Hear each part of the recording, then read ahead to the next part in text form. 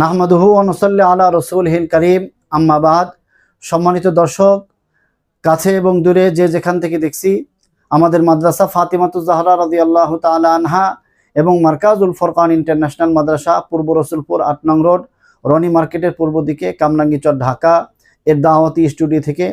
সম্মানিত দর্শক, আজকে একটি গুরুত্বপূর্ণ মাসালা আলোচনা হবে।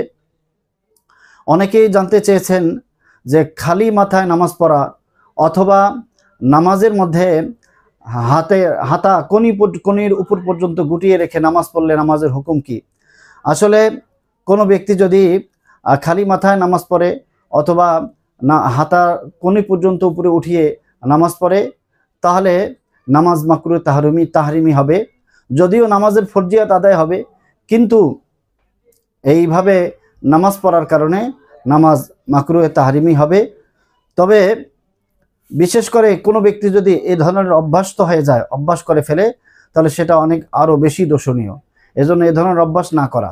আল্লাহ তাআলা আমাদের সকলকে সুন্নাত তরিকা নামাজ আদায় করার তৌফিক দান করুন। ওয়া আখিরু দাওয়ানা আনিল হামদুলিল্লাহি রাব্বিল আলামিন।